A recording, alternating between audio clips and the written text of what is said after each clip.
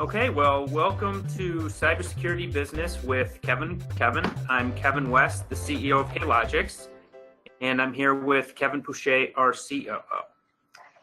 In our podcast, we interview CISOs and other security leaders to hear their advice about the business of information security. This podcast gives our listeners actionable takeaways to help them increase the effectiveness of their security program. Thanks, KW. So the game plan for today will be to discuss identity and access management. And so we're joined by John Masserini, the CISO of Millicom. John, welcome to the podcast. Thank you very much, gentlemen. So, John, before we get into the topic of today, and we definitely are looking for your advice and your effective leadership, specifically in identity and access management, but we want to give our listeners a little bit of context. So can you tell us a little bit about Millicom?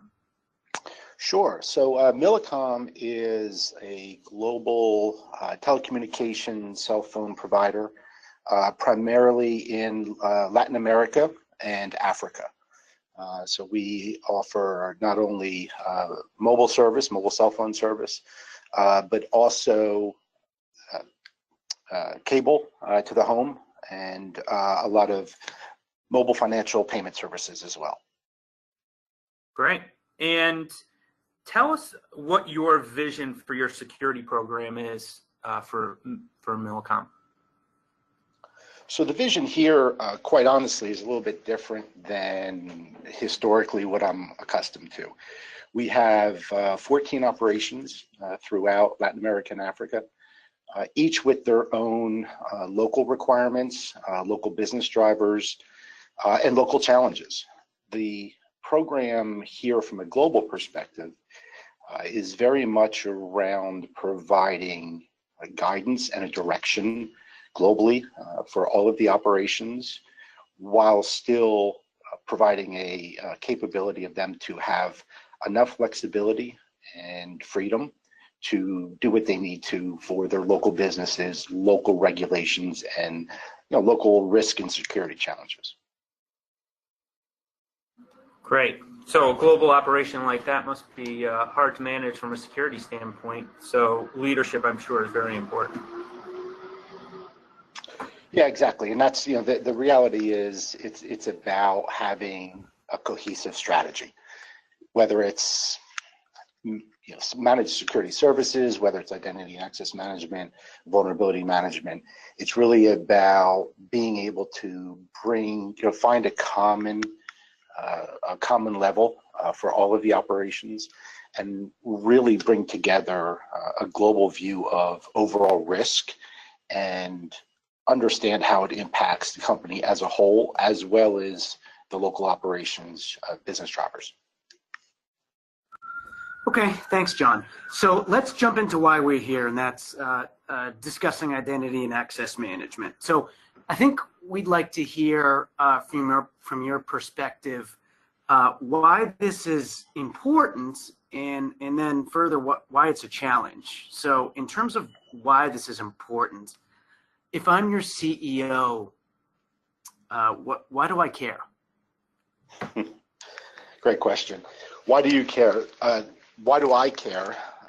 The reality is, as all of these operations and enterprises really lose the perimeter, right? In the security industry, we've spoken about that for years, that the perimeter is disappearing. And when I come into an operation like this, or even a lot of operations these days, between managed services, cloud services, third-party relationships, really understanding who your users are, what access they have, and the rights they have is kind of foundational for applying a solid security model throughout the organization now. We're years away from being able to say, the old M&M model, right? The hard outer shell, and we trusted everybody on the inside and kind of knew what was going on. That's fundamentally gone. It's been years since we've been able to really rely on that model. So when you look at everything we base our decisions on, is really around the access to the right environments, the right applications, the right data elements. And that's all really founded on identity and access management. We have to understand who our users are, whether they're our employees, our service providers, third-party partners who are just providing some random service, and really be able to understand and really validate and monitor the access they have. In this day and age, it really is, when we look at the access or the attacks that we're seeing these days, it's really around people trying to get those privileged accounts, whether they start off with a regular account and eventually escalate, whether they're able to get root or admin somewhere. It's really about that those credentials and that identity is really gold for them. So when we look at really mitigating our risk, and when I look at my board and my CEO and talk about risk mitigation, it really is around understanding who has access to what. It's not about firewalls, it's not about WAFs or IDSs or any of that kind of stuff anymore. It's really about allowing our businesses, especially in an environment like this, allowing our businesses to have access that they need when they need it, but only what they need to get their job done. So is that something that an executive understands? It seems pretty logical that to get that visibility is important in order to secure and reduce risk. Most executives understand the need for partnerships.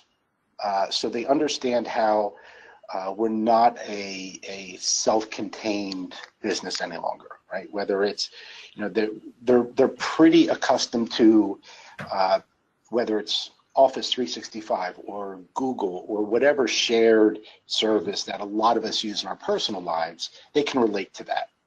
So getting them to understand conceptually how we have partners and providers that work in that same model isn't a stretch the way it was, say, 5 years ago.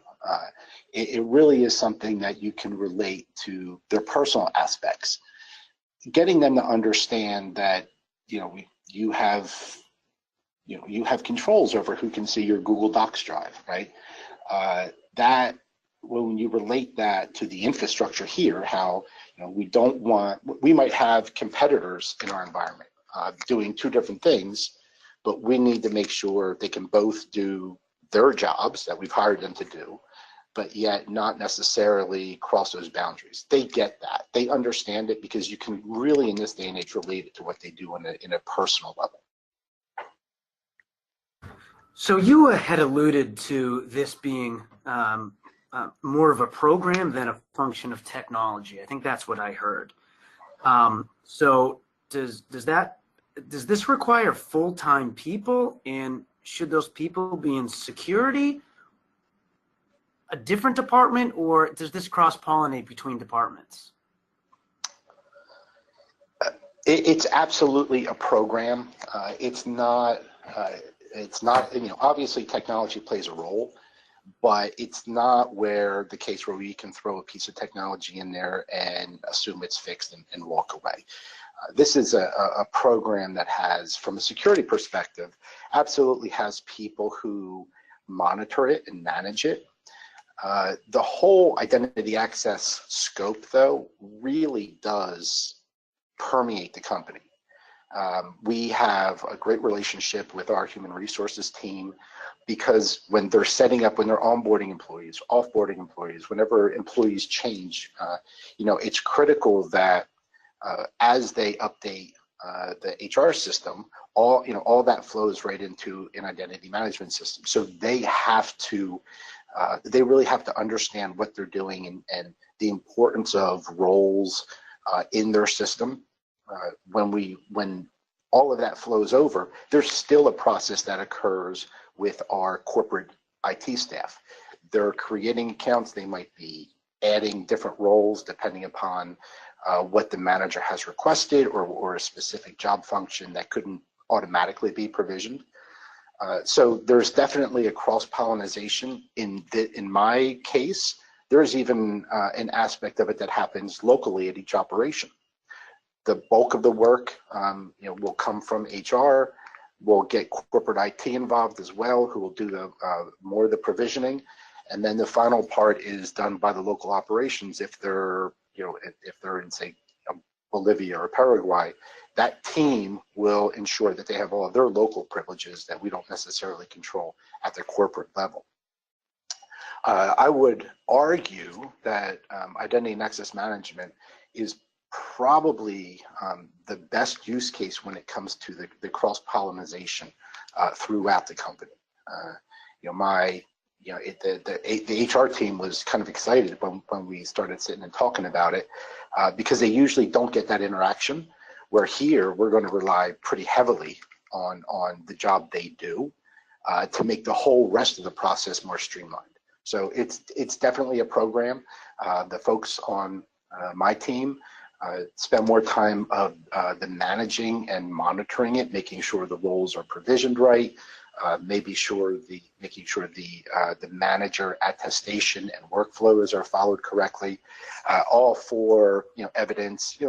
IAM plays a large part of SOX, Sarbanes-Oxley.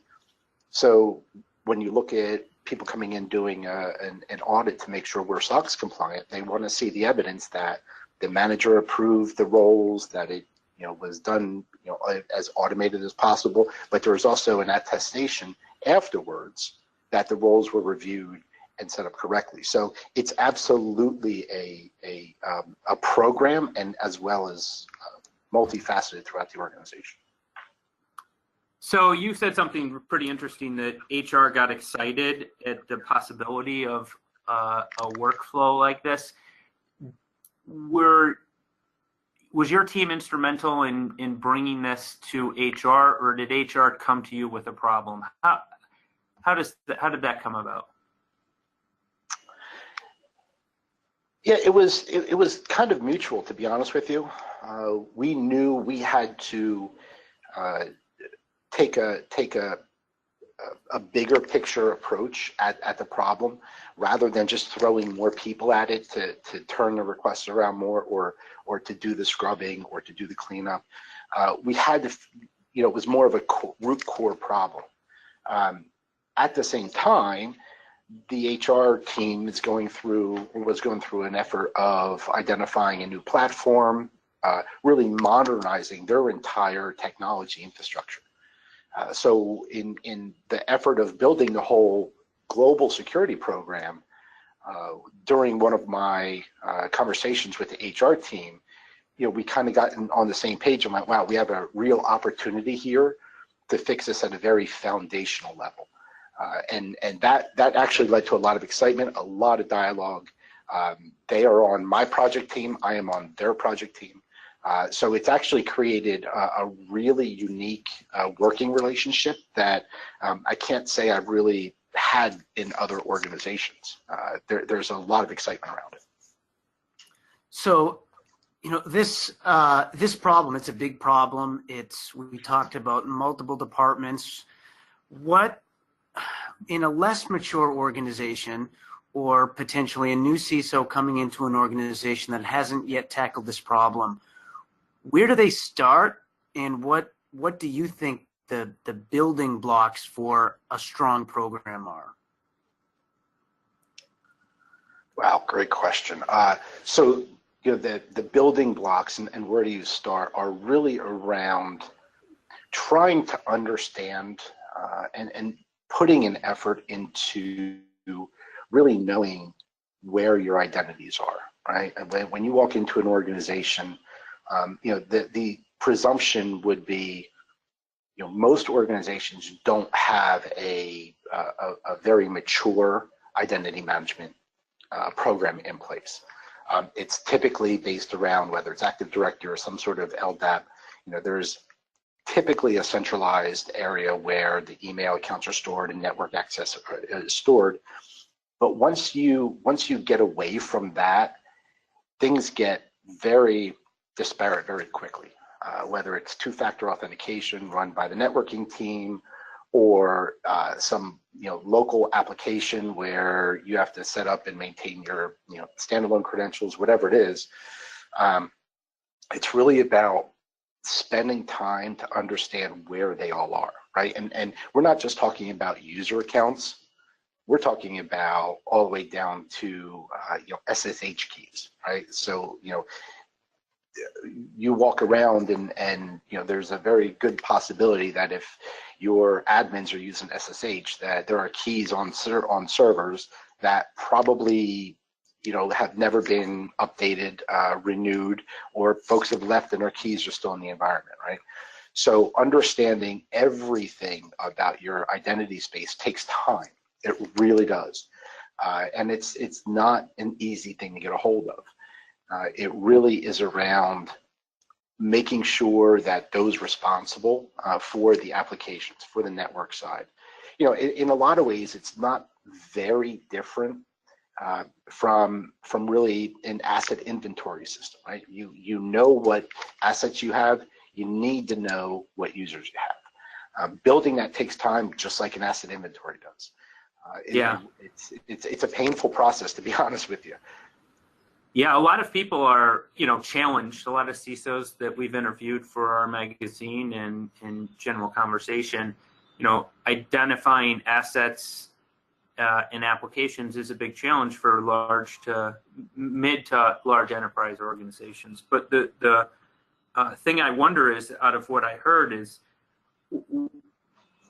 when do you know, or how do you know, if your identity and access management program is at peak maturity? Since it is, a component of it is the hard work in the weeds. How do you know when it's really matured from a process and operationalization standpoint? Yeah, I don't know if I would ever consider something like that mature. I really don't. As I said, there's resources in my team that are going to be dedicated to constantly making sure we identify and uncover those outliers. I don't know. We have 14 different operations. We're a $7 billion company. Understanding what every operation does is super challenging, even with the local teams, right? There's events, incidents you have to deal with. There's projects being rolled out. There's a whole litany of things that those teams are focused on other than identity. So finding the time to do that is always a challenge, which is one of the reasons it's centrally located, right? Making sure that there's a person and having the conviction to being able to defend that resource. Everybody has budget cuts. Everybody is, challenged with resourcing right now, but really having the conviction to make sure there's someone dedicated to doing that and tying things in. There's always ways, whether it's IP allocation, whether it's tying in with your network team to find new URLs that are being rolled out into your environment through DNS or whatever.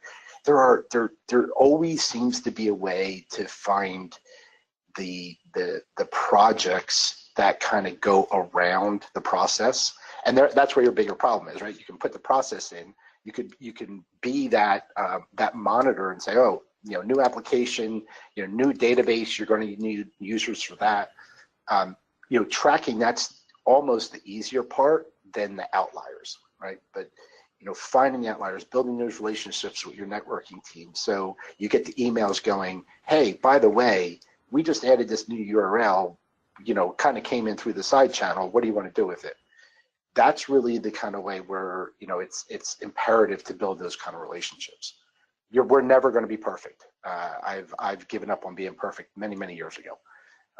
It's really about helping people understand, and honestly, you're going to get to a point where people don't want to go around the process because it's more painful to go around it than it is to follow it.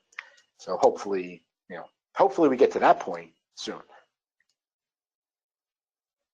So John, what we have a few more questions, but in everything that has been covered in these last 20 minutes, what haven't we asked? What do people need to know, people in your position, that maybe are just starting to enter into this this conversation in this program, with a new set of rules, the perimeter gone, digital transformation accelerating.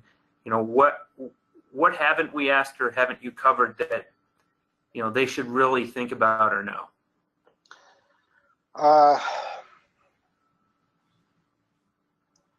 So identity is more than just Active Directory. I think that's something that kind of gets lost pretty quickly. I've seen some organizations kind of, brush their hands and go, hey, we got AD and we're at that 50 or 60% mark and we're good. Really understanding your privileged accounts, I would say is probably, if it's not the highest priority, it's probably just a step under it. That's the super critical aspect of it, right? Because again, yeah, they can, the bad guys can do some damage if they get a secretary's email account and send a spam to the whole company, but they really want that admin's account. They really want to understand and figure out how they can get the elevated privileges on those critical servers. So what are you doing about privilege, right? And it's not one or the other. That's part of the maturity process, to be honest with you. Really trying to figure out how to tie privilege into the whole IAM solution is critical. I would say don't forget about your cloud or AWS or Google environments, right? They are, there's no real reason that they should be out of scope for any IAM project. Yes, it's a touch more complicated to make sure that they're under the guise of your IAM program, but it's not anything that is insurmountable. It takes a little bit of focus, a little bit of understanding, but it's just absolutely as critical as everything that's on the inside of your infrastructure. Right. And lastly, I would say, it's from a technology perspective, a lot of value in really pulling those logs into your SIM, really understanding, wanting to understand what happens when someone hits that 5 or 8 or 10 attempt limit. After 3 or 4 attempts, they finally get in. The whole, user behavior analytics is nice, but you need to start at a decent spot before they really go, really provide the value. They take a while to learn. There are some very fundamental things that you can do from a pure log management side that can alert you to identities being either attacked or used inappropriately. So I would say don't overlook the simple things. Don't, if you go out and buy this big old tool, it's not necessarily going to solve those problems. You probably got plenty of data, plenty of logs, and plenty of logic in your tools already to at least give you some heads up onto how your identities are being used or abused. Right, that's good insight. So we have one last question for you, John. If you look into your personal crystal ball, how do you see the future of identity and access management evolving? Well, I hope it gets easier. That's for darn sure. It's we are building on 20 years, 30 years of 8-character passwords and all that other stuff. So really, seeing identities evolve into a common shared identity. I would, there are a lot of protocols out there that do that, but the reality is I don't necessarily want my third-party partners or consultants that come in here. I don't want to necessarily add them to my environment if I can trust the environment they're coming from, right? So how do we figure out how we can truly associate an identity to a person rather than a user is really kind of what I'm looking for, because then we can do things like true real-time adaptive authentication, right? If my CEO is checking his email from Colombia one day, and an hour later he's checking his email from Miami, something's wrong, right? That's the stuff I want to be able to find immediately, right?